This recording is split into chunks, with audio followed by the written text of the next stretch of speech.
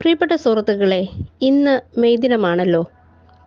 ഈ മെയ് ദിനത്തിൽ തന്നെ ഒരു തൊഴിലാളിയുടെ തൊഴിൽ മുട്ടിച്ച ഇടതുപക്ഷ സർക്കാരിന് എല്ലാവിധ അഭിവാദ്യങ്ങളും അർപ്പിക്കുന്നു. കാരണം ഇടതുപക്ഷവും പിണറായി വിജയന്റെയും അന്ത്യം അടുത്തു എന്ന് ഇത് സൂചിപ്പിക്കുന്നു. സാധാരണക്കാരായ ജനങ്ങളുടെ വോട്ട് കിട്ടി ജയിച്ചു വരുന്ന MLA-മാരും മന്ത്രിമാരും മേയർമാരുമൊക്കെ ആവുന്നു. പക്ഷേ അധികാര കസേരയിൽ ഇരുന്നു കൊണ്ട് അവർ കാണിക്കുന്ന ഈ ദുർവിനിയോഗങ്ങൾ എന്തൊക്കെയാണെന്ന് നമ്മളിന്ന് കണ്ടുകൊണ്ടിരിക്കുകയല്ലേ സുഹൃത്തുക്കളെ. നമുക്കറിയാം, പാവപ്പെട്ട ഒരു KSRTC ഡ്രൈവർ യദുവിൻ്റെ അവസ്ഥ. വെറും 710 രൂപയ്ക്ക് ദിവസ വേതനത്തിൽ ജോലി ചെയ്യുന്ന അദ്ദേഹം ഇന്ന് അനുഭവിക്കുന്ന ആ ഒരു വേദന നമ്മൾ കാണാതെ പോകരുത്. തീർച്ചയായിട്ടും ഇന്ന് സോഷ്യൽ മീഡിയ ഇന്നത് ഏറ്റെടുത്ത് കഴിഞ്ഞു. എങ്കിലും തീർച്ചയായിട്ടും യദുവിന് നീതി കിട്ടണം. കാരണം അധികാര കസേരയിൽ ഇരുന്നു കൊണ്ട് ഇവർ കാണിക്കുന്ന ഓരോ കാര്യങ്ങളും ഇന്ന് കേരളത്തിൽ അങ്ങനെയുള്ളവർ ആറാടുകയാണ്. അപ്പോൾ തീർച്ചയായിട്ടും അവർക്കെതിരെ നിയമ നടപടികൾ എടുക്കണമെന്ന് ഞാൻ വിനീതമായി അഭ്യർത്ഥിക്കുകയാണ്. ഗതാഗത വകുപ്പ് മന്ത്രി ഗണേഷ് കുമാറിനോടും പറയുന്നു, സാർ, ഇതിന് എത്രയും പെട്ടെന്ന് യദുവിന് നീതി കിട്ടണം. കാരണം നമ്മുടെ നാട്ടിലെ ട്രെൻഡ് അനുസരിച്ച് മേയറുടെ സ്ഥാനത്ത് ഇന്ന് വേറെ മറ്റേതെങ്കിലും ഒരു വ്യക്തി ആയിരുന്നുവെങ്കിൽ ഇന്നത്തെ അവസ്ഥ എന്താകുമായിരുന്നു പ്രിയപ്പെട്ടവരെ, നമ്മളൊന്ന് ചിന്തിച്ചു നോക്കിക്കേ. അതുപോലെ തന്നെ ബസ്സിനുള്ളിൽ വീഡിയോ പിടിച്ച ഒരു യാത്രക്കാരനെ അദ്ദേഹത്തിനെ കണ്ടുപിടിച്ച് ശരിക്കും പറഞ്ഞാൽ അദ്ദേഹത്തിൻ്റെ വാക്കുകൾ എക്സ്ക്ലൂസീവായി സംപ്രേഷണം ചെയ്യേണ്ടതല്ലേ? അതുപോലെ തന്നെ നിഗൂഢതകളിൽ മറഞ്ഞിരിക്കുന്ന ആ 15 യാത്രക്കാരും ഇന്നെവിടെ? അവരെയും രംഗത്ത് കൊണ്ടുവരട്ടെ. നമുക്കറിയാം, തെളിവ് നശിപ്പിക്കാൻ നിയമസഭയിൽ CCTV കത്തിച്ച അങ്ങനെയുള്ള ആളുകൾക്ക് ഒരു ബസ്സിലെ മെമ്മറി കാർഡൊക്കെ നിമിഷ നേരം കൊണ്ട് അപ്രത്യക്ഷമാക്കാമല്ലേ? അപ്പം നിയമസഭയിൽ പോലും സംഭവിച്ച കാര്യങ്ങൾ നമുക്കറിയാം. അപ്പം തീർച്ചയായിട്ടും ഈ തൊഴിലാളി ദിനത്തിൽ നമ്മൾ ഓരോരുത്തരും കേരളത്തിലെ ഓരോരുത്തരും ഇന്ന് വളരെയധികം വിഷമിക്കുന്ന കാഴ്ചയാണ് നമ്മൾ കണ്ടുകൊണ്ടിരിക്കുന്നത്. തീർച്ചയായിട്ടും യദുവിന് നീതി കിട്ടണം. നീതി കിട്ടിയേ സാധിക്കൂ. അഹങ്കാരത്തിനും ധാർഷ്ട്യത്തിനും സ്ഥിരം ശൈലിയാണ് ഈ ഇടതുപക്ഷ സർക്കാർ നമുക്ക് മുന്നിൽ കാണിച്ചു തരുന്നത്.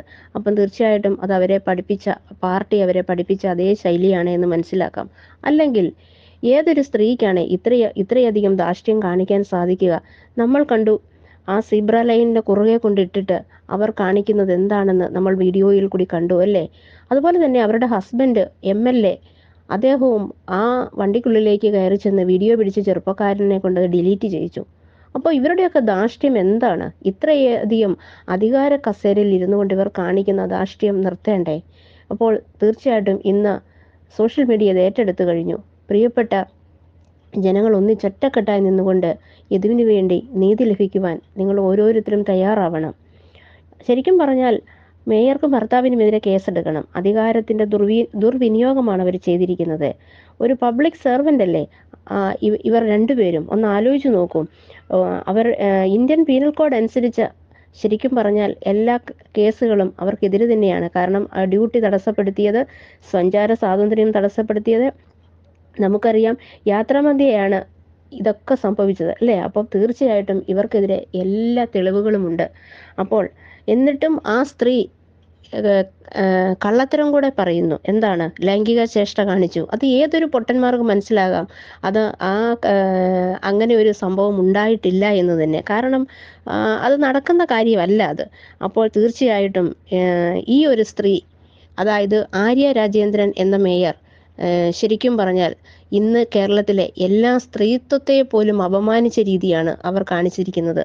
അപ്പോൾ തീർച്ചയായിട്ടും നമുക്കറിയാം, ഈ KSRTC ബസ്സിനെ യാത്ര തടസ്സപ്പെടുത്തിയത്, ഇങ്ങനെയുള്ള ഓരോ കാര്യങ്ങളും തീർച്ചയായിട്ടും ഇന്ന് ഈ കേസിന് എത്രയും പെട്ടെന്ന് തുമ്പുണ്ടാകണമെന്നും യദുവിന് നീതി കിട്ടണം, അതാണ് വേണ്ടിയത്.